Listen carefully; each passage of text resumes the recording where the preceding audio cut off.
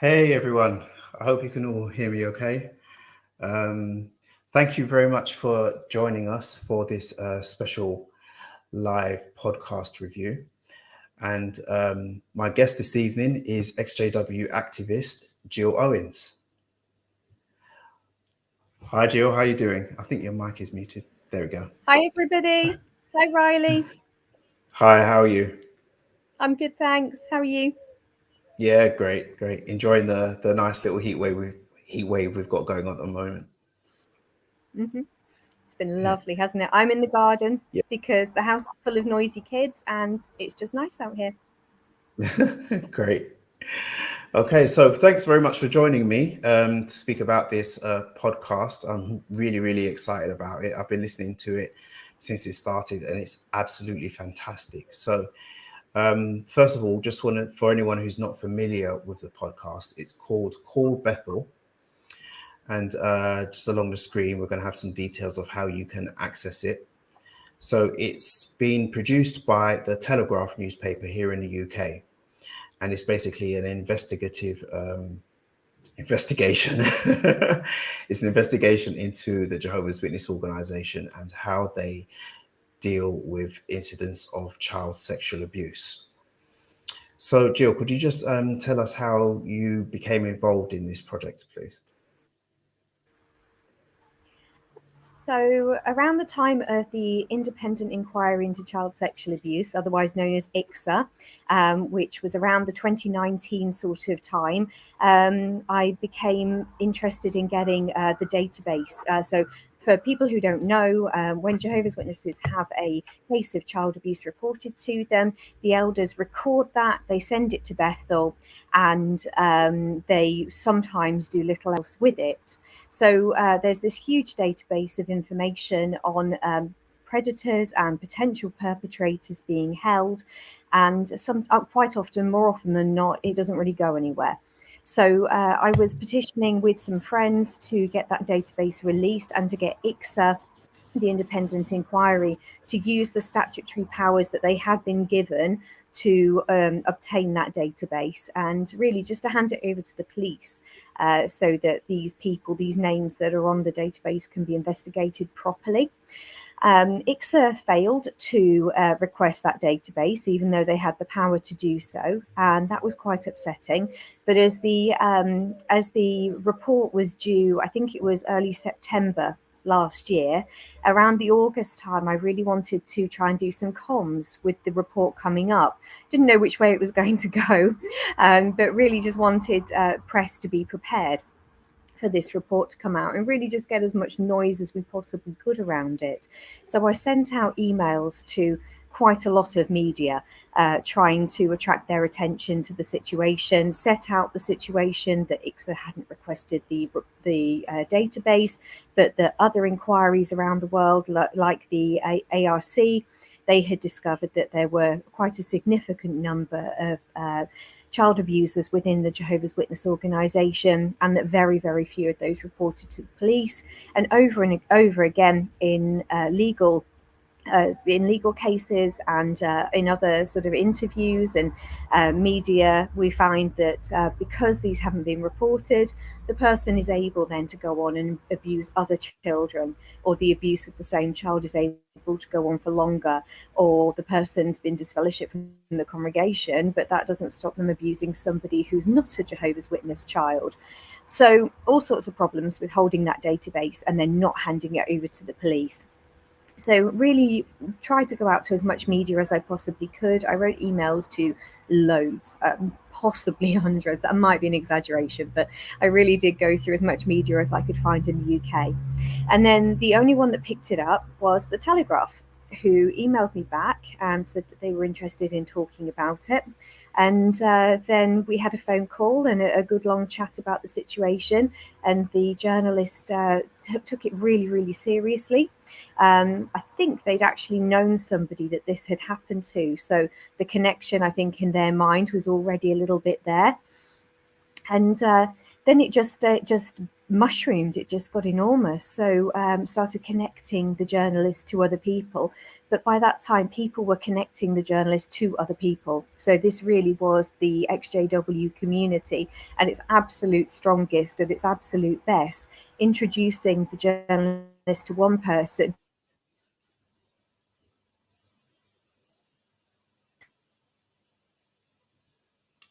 Not sure if it's my connection that has dropped off or if it's yours, Jill. I think Who you're knows frozen. someone else who knows someone else who knows someone else. Okay. I can still see everything. My back. Okay. Yep, you're back now. Where did I get up to waffling? That the ExJW community were pulling together and helping out this investigation. Yeah, so before you knew it, you had PMO welders and you had anonymous victim survivors who'd given their stories, and all sorts of people being able to speak to the journalists. We had Bethelites speaking to them, and really they've managed to develop this incredibly robust and it looks to me really well researched podcast called Call Bethel.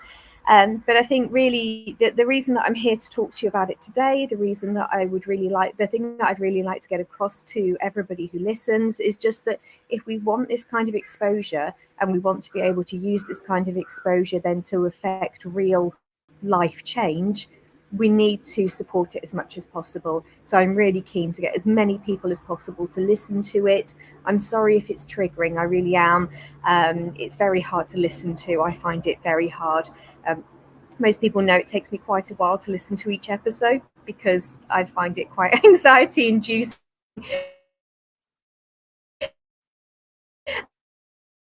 Because the truth or not.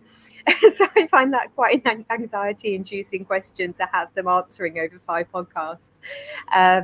It might be hard to listen to, but we really need to support this. We need to share it. We need to rate it. And we need to get it out there so that we can use it then to try and get some real change to happen so that this can't keep going on. Thank you so much for summarizing that for us. And you're absolutely right. We really do need to get the word out about this podcast. So viewers, please, you'll see along the bottom of the screen, or there we go. You'll see along the bottom of the screen how you can access the podcast. Very, very easy. It's available on all major podcast platforms. Just Google Call Bethel and you will find it. So please listen to it, rate it, share it, and not just with people within the ExJW community. Please share it with people outside of the community as well, people who have never been Jehovah's Witnesses. Because I think this is something that's really important as well, because the organization really does fly under the radar of, the dangerous, abusive cult banner, simply because the people are so friendly and polite. So the world, in general, doesn't realize just how dangerous and abusive this organization is. So we really do need to draw attention to this. I think it's also worth mentioning that it's free. It's free of charge. And it's available on YouTube as well. So really accessible, even if you don't have iPlayer or iTunes or whatever it is, or Spotify, it's also available on YouTube. It's also done in kind of a true crime kind of fashion. Those are really popular. I know my twins watch a lot of true crime stuff. It's a really popular style. And this is, it's about the child abuse mishandling in the organization, but it's done very much from the perspective of a complete outsider doing the discovery to find out that it turns out that this is actually going on. So it's actually very friendly towards people who have never been JWs. They will be able to listen to this and get very much an understanding of what's going on. It's very much broken down for people to understand. There's not much use of sort of acronyms or the sort of language that we as JWs and ExJWs speak amongst ourselves. It's very friendly to an outside audience. Yeah, absolutely. That was something that really impressed me with the podcast as well. I found there were certain parts where the narrator, I can't remember her name now, to apologize, but the narrator, that's right. she would actually explain her own process of coming to understand how things worked within the organization. So even though she's an outsider, but she didn't speak like an insider simply because of the exposure that she's had to the organization and their policies and their practices. So somebody who is an outsider would, I think that they'd be able to resonate with that. They'd feel like they're being taken along on a journey along with the people, doing this investigation, which I think would be particularly engaging for someone who's never been a Jehovah's Witness. Yeah, absolutely. No, she's done a fantastic job, and so have the rest of the team. And you can almost sense journalists obviously have to be objective, but they're also human beings. And you can sense that they are building towards realizing what a vast injustice has been done to the victims. And so many brave victims spoke. It's just incredible. The more you listen to it, the more you think, wow, how are so many people adding their voices to this? So the strength of the podcast really is in the number of people who are brave enough and willing to speak, and the vast number of people who connected to the right people. So, people who've been through this, they're utterly traumatized and exhausted, and they've been banging their heads against the brick wall of media and policy attention for such a long time that it just must be really exhausting and disheartening. So, some of those people just sort of live quite quietly without telling their story kind of too much or all the time. So to draw out those stories from people who have gone to live kind of quietly under the radar was really, really powerful of the Telegraph to be able to achieve that, and powerful of the community to be able to connect to those people. Yeah, absolutely. And you could definitely sense the dedication that the team had to bringing this story to light. It wasn't just like, this is just another job. You can tell that they were very, very invested in this, which it really strongly comes across. And I thought that was absolutely brilliant.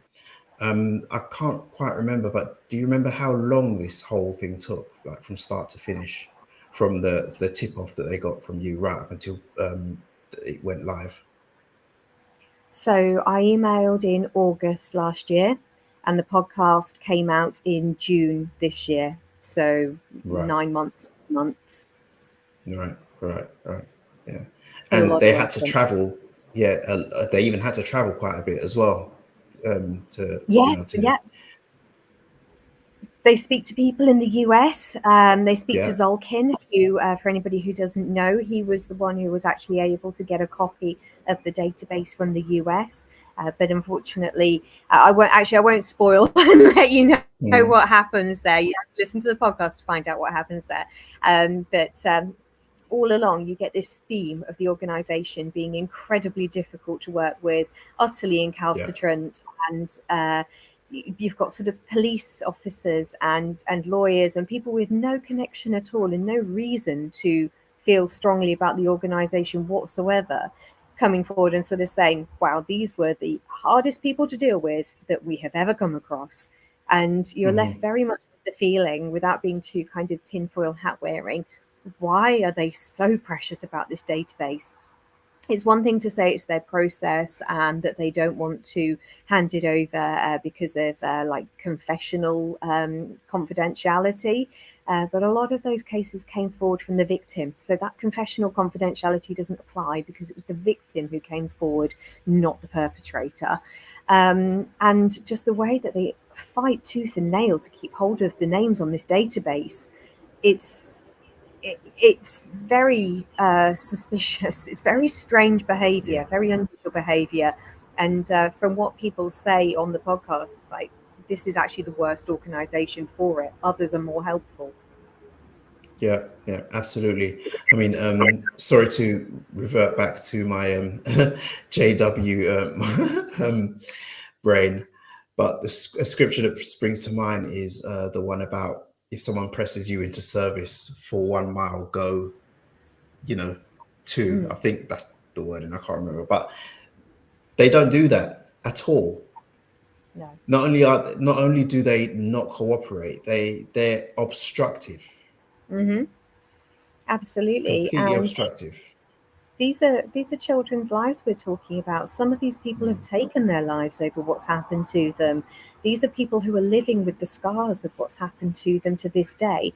And these are people who are running around the congregations, going on the ministry, um, without a care, without knowing that the organization's basically got their back, because if they won't hand over that database of names, they can carry on doing whatever they want. As long as it doesn't ever hit the police, the organization isn't going to do anything about it.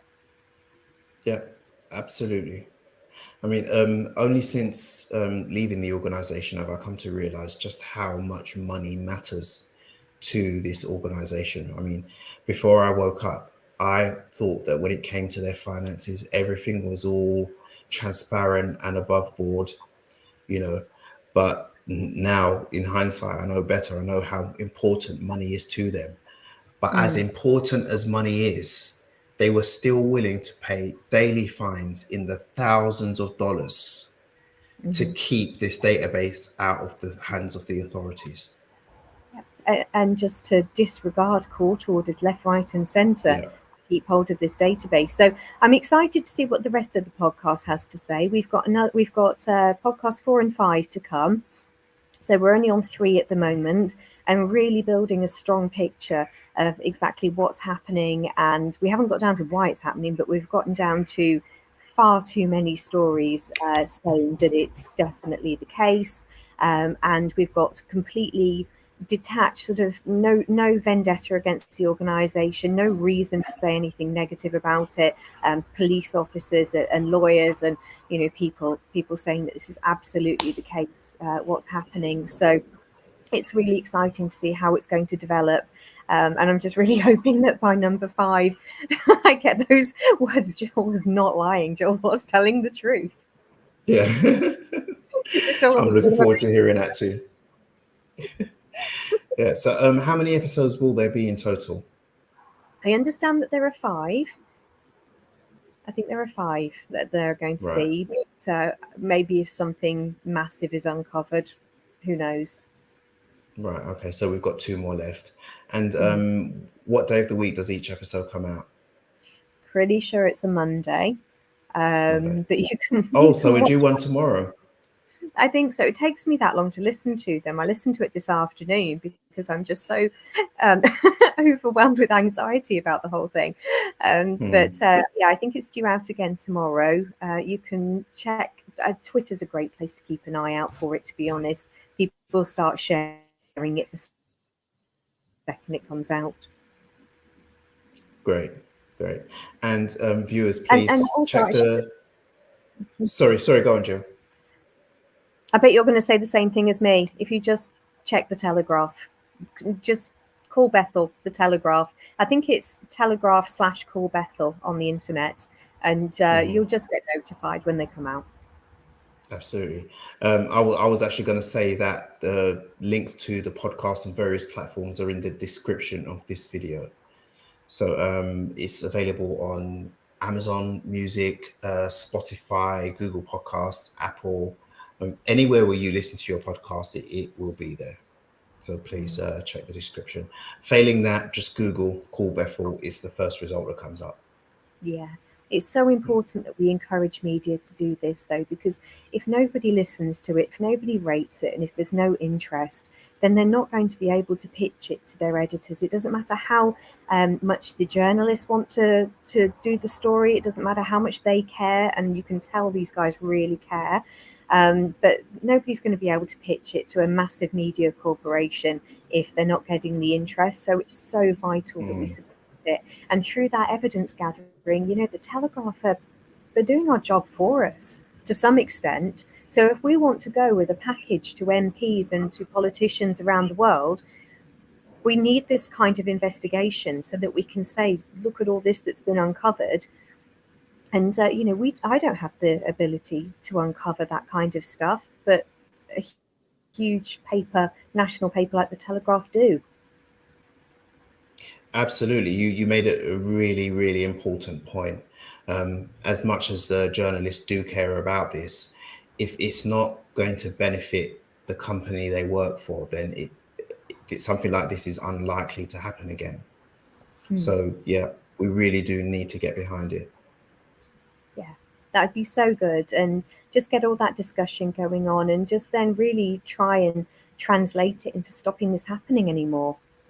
You know, Absolutely. if they have to report every case that comes to them, then at least then it's in the hands of the police, at least it's in the hands of the professionals. And hopefully, you're never going to rid the world of these awful people, but they can be nipped in the bud before they can harm anybody else. Yeah, exactly. And I think it's important to highlight as well that none of this would be necessary if the organization actually did the responsible thing and reported these cases to the police in the first place. It's the Yeah, fact I that they think failed to do that. Yeah. Sorry, go on. exactly. There are a couple of instances where they use some quite clever wording. So at one point they say something like they always report cases where they believe a child to be in danger. But that's quite cleverly worded because we're talking literally somebody living under the same roof, maybe. We're talking an active situation. We're not talking somebody coming forward 10 years after the event and saying, elder so and so did something to me, and them saying, well, you're not a child anymore and you don't live with him, and um, they wouldn't consider a child to be in active danger at that point, so then that wouldn't get reported. So quite a few times they're quite slippery fish about their language, to the extent where really nothing ever actually kind of would get reported. Yeah, yeah, and they like to play with words and play with language. In practically every area in which they're criticized. This is like a major one, but that's a very big feature of the organization. Is just playing word games to try and have their cake and eat it. Exactly, and without wishing to get too animated about it, what's the hold up? What's so difficult about it? If you've had these cases reported to you, what does it matter to you if the police go and investigate it and maybe exonerate somebody? I don't know. What does it matter to them if the police investigate it? It can only be a good thing because it helps them get rid of these characters from the organization. So again, I don't have the answers. I have absolutely no idea why they refuse to hand this over, because to me it seems just so obvious as a child protection matter, but just a decent human being matter. And, to think that at one time I believed this to be God's one true spirit directed organization when it behaves like this. And, things like making victims confront their abuser, and one of the cases in the podcast, how it's handled, their answer for that is, well, that's how it was in the 90s and it's not like that anymore. Wasn't God spirit directing this back then as well? So aside from the huge child protection matter, as a former Jehovah's Witness myself, I just think I can't believe I was so duped to think that this was being handled well when I was in. I had absolutely no idea. Yeah, absolutely, and it's something that full believing witnesses will often say. I mean, it's something that I even said when I was a witness, that just because a few people do this, that's not the fault of the organization, that's the fault of the people. But really, now having been able to have a fully complete and objective view of things, you see that it's the policies or lack of them that the organization has that enables these people to do what they're doing. They actually create an environment that is friendly to them. So it's not just a few individuals doing bad things. What's interesting about the podcast actually is they had such a surplus of people giving their stories that they haven't even included anybody, I don't think, who didn't have a conviction, who didn't go through the channels of the organization. So there are many, many, many cases of various things that maybe didn't even make it to the elders because people pretty much knew what the answer was going to be, or didn't, sort of go all the way through the channels so they can't record it. Those ones aren't even included. The ones we've got are the ones, I'm pretty sure, the ones where there's a conviction and where it went through the formal Bethel processes, hence the name of the podcast called Bethel. It's very much about the structure from the top down, and it's very much evidence-based, only the cases that really went the whole way. And you can probably times it by a lot for the cases that were stopped before they got that far, but it doesn't make them any less true and real. Yeah, yeah, absolutely. And it's worth highlighting again that the name, the reason for the name of the podcast, Call Bethel, is because that's what elders are instructed to do when there's an allegation of child sexual abuse. They're instructed to call the Bethel. You know, Yeah. not call the police, call the Bethel, and then the Bethel will tell them what to do. Yep, and half the time, if there's not mandatory reporting, the Bethel will tell them not to do a lot. No two witnesses, Exactly. no mandatory reporting. Not a lot to be said, and therein has been the downfall all along. Yeah, it's so blatantly clear and obvious that the organization's priority is protecting itself rather than protecting children, Yeah, which and is we know that. absolutely appalling. We know that. We've been immersed in the former Jehovah's Witness scene for such a long time that we've spoken to so many people. They've all got very, very similar stories. But again, it's really important to note that outsiders won't know this. Outsiders will see them as people, sweet people at their carts, friendly, smiley, suit wearing people. I work with one, or I spoke to somebody at a conference not so long ago, and they said, "Oh, my cleaner's a witness and she's lovely." I'm absolutely sure they are. But this is completely structural. And this is a great way of getting people to understand who have never been part of the organisation. I don't know what it would do for active JWs. I don't know the effect that the podcast is going to have on them. I can only assume that it will cause some to wake up because it's so beautifully broken down and so authoritatively broken down as well. There is, they've been very careful to make sure there's no legal recourse here, and still the evidence pours out. But particularly if you've got relatives who were never witnesses and don't quite understand what you've been through, or colleagues or friends or whatever, anybody who's never been one, I think, would really benefit from this podcast. Yeah, absolutely. I completely agree. Completely agree. I think we have a little bit of time to take some questions and comments, if that's okay. Thank you. So, the Telegraph isn't apostate, so more JWs that know about it, the better. Yeah, I couldn't agree more. Couldn't It is agree now, more. We Kim. really do need. Yeah, we really do need It's to get this apostate out now, to isn't the. it? Yeah. Oh, I didn't realize it was Kim that said the comment. Sorry, I just read the comment and didn't take notice of who it was from. Thank you very much, Kim. I hope you're doing well. Good to see you. Or good to see your comment. And we But have another comment from. Sorry, go ahead. I did interrupt you, Riley. I'm sorry. I'm too nervous and excited That's talking okay. about this. But you were right, and Kim's right. It's not apostate material. It's not coming from you and I or the likes of us. It is coming from a national newspaper who have a duty to be truthful. They're quite a respectable paper.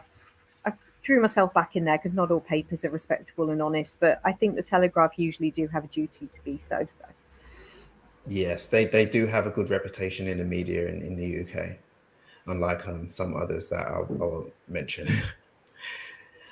Okay, and we have a comment from that ExJW witch. A friend of mine was told there were a few people she needed to watch out for when her baby was a bit older. Wow. Wow. That's, oh, I was going to say it's unbelievable, but it is totally believable. But it's, no less shocking. That's terrifying, isn't it? And believable. Yeah. Like it's an open secret. That's right. That's right. I think every XJW knows at least one person who was a pedophile, or at least knows of one incident of child sexual abuse. I'm I'm sure sure. that the vast majority of us fall into that category. Mm-hmm. And we have a comment from Nesbo. If they want to keep the congregation clean, they go about it in a very backwards way.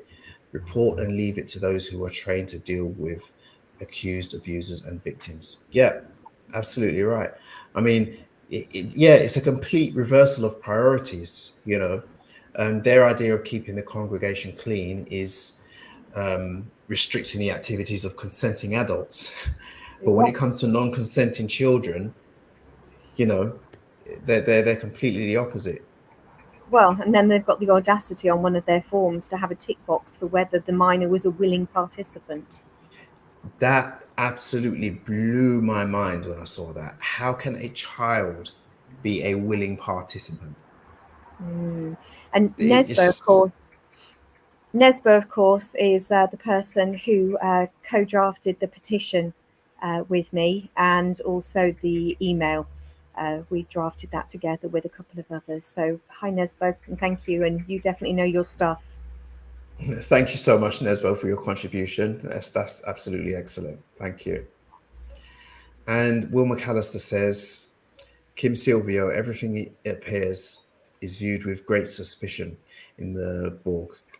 And it's almost like walking into the People's Republic of North Korea when you walk into the hall, in my humble opinion. Yeah, that is a very, very interesting comment.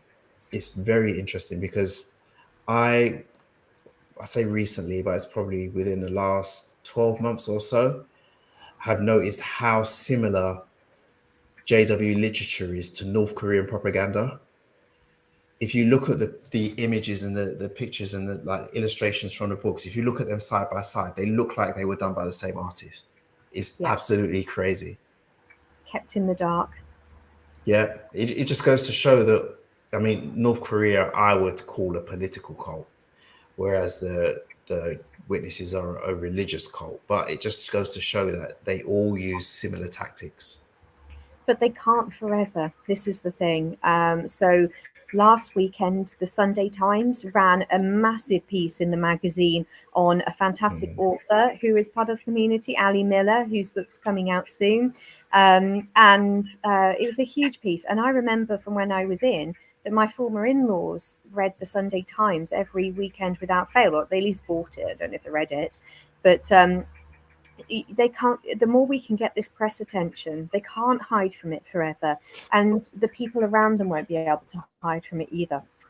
So these colleagues who say my cleaner's a JW and she's lovely, they will have to, from an authoritative source and not just me spilling my guts about my traumatic upbringing, have to accept that there are major flaws in the organization, and this is kind of how we get that word out.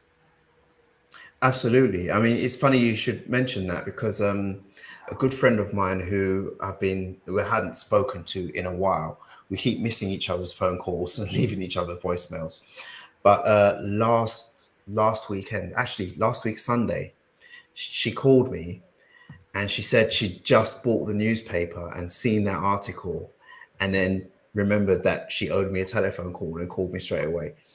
And yeah, it was from seeing this article. So people still do buy newspapers.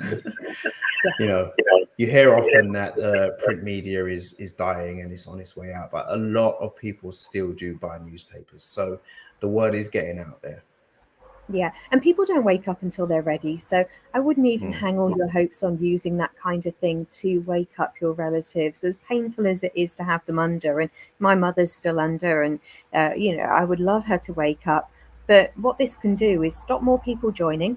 You tell somebody you're studying with the witnesses, and somebody's seen the article, you could stop someone from joining in the first place. And you don't obviously we don't want some kind of public outcry against individual JWs, because on the whole they are good people. Um, Yeah, but what we do also want is, I don't know, you think that the janitor at the school is a witness and he's such a lovely chap. Well, hopefully people will be a little more cautious of anybody, because they're not the only organisation to have this problem, but they are one of the few that handles it this badly. yeah. So it's not about attacking individual JWs; they're victims as much as anybody else. But it's about making sure that the public are just as aware that the person who's behind the door when they open it on a Saturday morning might not be fully vetted. Well, isn't fully vetted at all. Absolutely. You're absolutely right. And this is really, really important. I saw a video. I can't remember the name of the channel. It's completely gone. But the video was about the JW's secret weapon, or like their superpower. And their superpower is their smile. That's what she said in the video. She said, yeah, sorry, we're just having some spam comments inside the on the stream. Don't worry. But How exciting. yeah, I don't look at those. Sorry, guys, in the comments. Distracting, I can't look. they're being taken care of by my excellent producer, Mrs. Jexit. Thank you for being on the ball with that. Yeah, where was I? Yeah, it's their smile. Their smile is their superpower because, you know, they are so friendly and so polite and so non-threatening. And to be honest, most rank and file Jehovah's Witnesses are that way. It's not just a facade. Most of them are actually that way. But because they're like that, the organization gets away with so much. So much. If they were rude and obnoxious like some other high control groups, it just wouldn't be that way. It's like weaponized niceness. That is an excellent phrase. You haven't copyrighted it yet, so I'm stealing it. Weaponized niceness. That's perfect. That's exactly what it is. That's exactly what it is. Okay, so I think we have a few minutes left. What I think would be a great idea is if we just invite a couple of people onto the stream to share their thoughts. If you've listened to the podcast at all, please, I'll put the link in the comments. Please feel free to join and yeah, tell us what you think about it. Okay, so while we're waiting for somebody to request to join, let's have a couple more comments. ExJW documentary. Scott here. So happy that you are working so hard on this issue. I have yet to meet someone inside who wasn't affected by CSA or a congregation without a known paedophile. Yeah, you're absolutely right. I mean, I personally know of at least two. Yeah. Same. So I'm ashamed of my own response at the time. I remember I was really close friends with a woman when I was in, and I was fully in, mentally in. And she told me what had happened to her. And she said that she tried to come forward to the elders, and they said that she needed a second witness. So when she found out this other teenage girl in the congregation had been through the same thing, she thought, happy days, we've got our second witness. We can go ahead with this. The other girl's family persuaded her not to go ahead, not to speak. And this person died an elder still. He's passed away now, but they never got justice because one victim was persuaded out of speaking up, which meant the other victim couldn't ever get justice. And it sounded weird to me, but I just thought, trust in Jehovah, you don't know the details. yeah, this whole thing of leave it in Jehovah's hands, it's so irresponsible and so terrible. It really is. But so that's their answer to everything. When you leave and when you snap out of the spell, it's so maddening that you ever allowed yourself to be a part of that. So I think if any JWs are watching, don't be too hard on yourself. Pretty much all of us that were in allowed things to slide that we wouldn't now we've woken up from the spell. Yeah, absolutely. This is a interesting point that you made. I mean, just recently I've been reflecting on some of the things that I thought and believed and said and did when I was a Jehovah's Witness, and it is very shameful. You know, it is very shameful. But at the same time, I firmly believe in the principle of doing better when you know better. So yeah, I mean, it is embarrassing and shameful, but we know better now, so we can do something about it. Yeah. Okay. Nobody's requested to join the stream yet, but yeah, let's just take a couple more comments. I don't blame them. YouTube is terrifying. Yeah. Oh, Kim again. Thank you, Kim.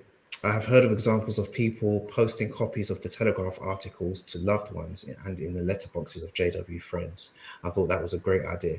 That is a fantastic idea. It is a Mm. really, really good idea. I saw another good idea earlier today. I think it was on Instagram. So, I'm not sure if they're doing it so much now, but when the pandemic first started, you had a lot of JW children who were like painting rocks with jw.org and then leaving them in visible places. Mhm. Well, there's an account on Instagram that removes the rocks and replaces them with ones that say jwfacts.com and other apostate websites. I thought that was brilliant. I thought that was absolutely brilliant. And well deserved, because those Isla stones, Isla stones, I'm not sure how it's pronounced, but they were Mm. actually named after a little girl who was terminally sick up in the Midlands. Oh, And the whole wow. point was something that she and her family started in her memory. So then to hijack that for jw.org is just perverse. So anybody who can undo that, good on them. Yeah. Wow. I didn't know that. I didn't know that there was like a whole history behind it.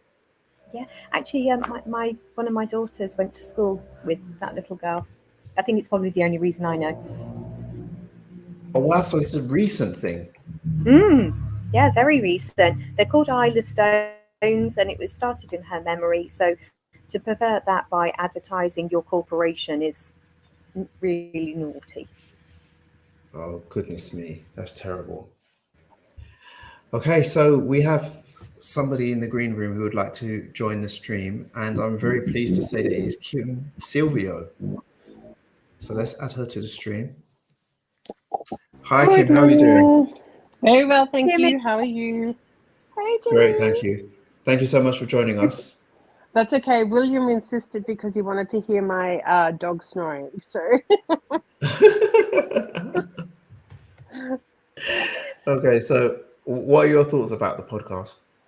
oh, look, I think the podcast is fantastic. The one thing that I particularly like about the way the Telegraph have handled it, I have massive criticism of mainstream media or legacy media sensationalizing, only looking for the parts of the story that like are grab pieces and that can make people, Mm, buy it. I really don't feel like they've done that in this case. I think that what they've done is they're actually documenting the actual facts to the matter. And I think it's fantastic. I think it's a very fair judgment. I'm not happy with their judgment of is Jill telling the truth. I've got to tell you that grates me every week because I just want to go, of course she's telling the truth. But they're showing that really is showing that they're really taking her what she's saying as with a grain of salt. They're investigating it and they're being fair and balanced and impartial. And I thought that was absolutely bang on point. I really like the fact that they're showing that they're not just taking our word for it. They're investigating, which is all as XJWs. That's all we could ask. As activists, you guys, Riley, you will say for sure that don't take my word for it. Go and investigate it for yourself. Check it out. Don't believe me. And that's what the Telegraph are doing. And I think it's fantastic. Really fantastic. yeah, I completely agree. And one thing that I'm really pleased about is that it's a national media source. It's a national, they have a national platform. They're recognized. It's not like a small local newspaper or a small local news channel. And Yep. so I think that the chances and the potential for this story to have national attention is really, really great. But for that to happen, we all Absolutely. need to really get behind it. Absolutely. And look, at the end of the day, we can be very, very grateful to the Telegraph. And I personally am very grateful to the Telegraph for what they're doing. But they're journalists, they're newspapers, they're there to make money. They will report and continue to report and give airspace to things that are interesting and popular. So, it's all very good and well for us to watch it on YouTube or read it or but we really need to comment and we need to promote it, share it, link, the Telegraph into it, tweet, excuse me, tweet and include the Telegraph so that they know that we have Mm. interest. because then they may do something else again in the future. And excuse me, I think it's so important. It is a national paper, as you said. Like, I don't personally care if it's in, the Backyard Gazette, because any media is good media, and any media is an opportunity for someone to find it on a YouTube search. But this is the Telegraph, for God's sake. Like, what bigger platform in the UK could you get? And the fact that it's not an apostate site is so important, because people will look at it. Yeah, yeah, absolutely. People will look at it. I mean, I've been sharing the link to the episodes on my WhatsApp status, and there are some witnesses who watch my WhatsApp statuses regularly. So I know that some are interested.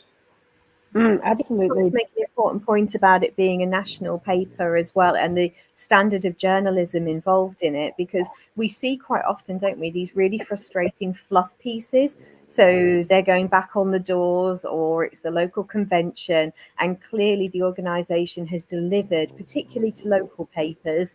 I can hear the dog, Kim. They deliver to the papers this fluff piece about their preaching work, and really it's just a bit of a PR piece, and it's terrible journalism just to stick it in without even questioning. In fact, I'd go as far as to say it's quite insensitive to the victims to stick it in the paper without even questioning it. So in complete contrast to that pretty dire journalism, we've got this deep dive, taking it seriously, taking nothing at face value. I feel utterly scrutinized just from my email. I don't know how everybody else who's given their stories must feel, but they're really this is a really excellent piece of journalism, and I'm really tempted to actually share it with like university classes for journalists. I think maybe some professors of journalism might be interested in this. I don't know a lot about journalism, but it looks like a gold standard of journalism to me.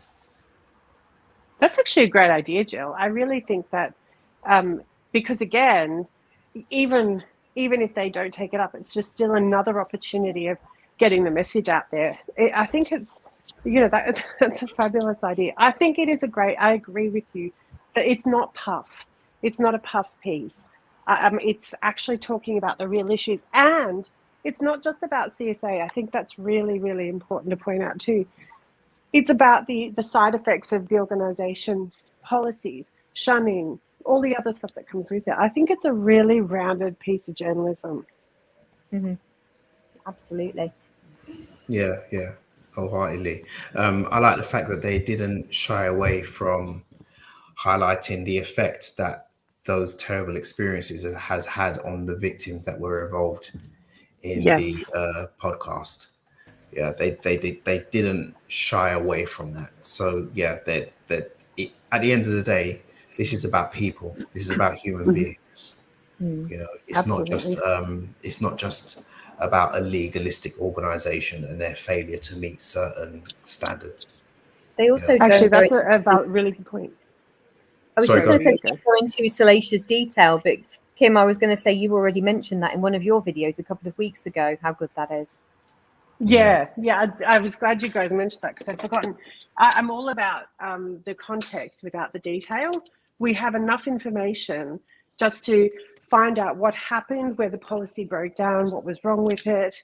But we don't need to know, and we shouldn't need to know the more icky details. We have enough information to say that the policy is a problem and that the organisation's doing things that are wrong. But they really, I'm glad you brought that up, Riley. I really appreciated particularly how much they focused on how the failure in the policy affected people's lives and how it made them feel and things that happened to them. I thought that was really different. I've never read an article or listened to a podcast where a journalist has gone down that road. I think it's unique. It's fabulous. I just love it. Yeah, that's excellent. Well, thank you so much, Kim, for joining us. Thanks for your contribution. No worries, and thank you so much to you, Dexit, for covering it, because honestly, it needs to be talked about, and I appreciate the fact that you put Jilly Bean on to have her opinion. I love it. Thank Take you. it easy, guys. Take care. Bye. Have a good evening. Bye-bye. Bye then. Bye. Okay, so yeah, I think that pretty much wraps it up. Again, just want to say, please listen or watch the podcast. It's available on YouTube. All the links to it are in the description below. So please check it out, and also please share it and rate it as well. We need to get as much exposure to this as possible. Do you have any parting thoughts, Jill? I do. Again, huge thanks to everybody who was part of it.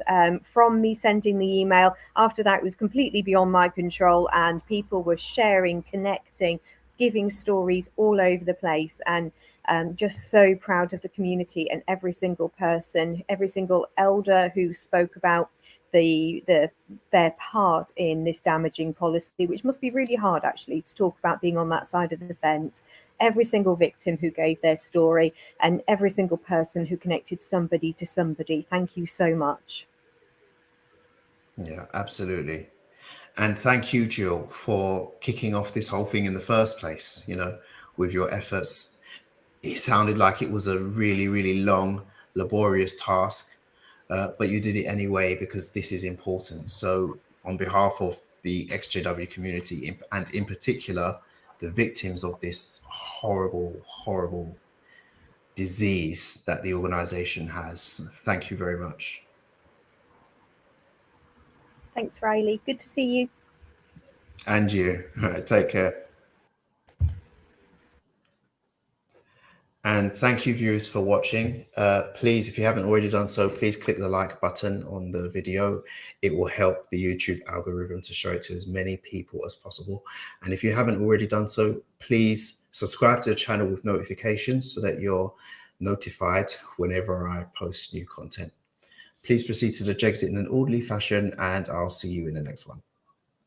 Thank you so much for watching to the very end of the video. If you haven't already done so, please like, leave a comment, and subscribe to the channel. If you like my work and want to help me continue doing it, please support me on Patreon at patreon.com/Jexit_2020.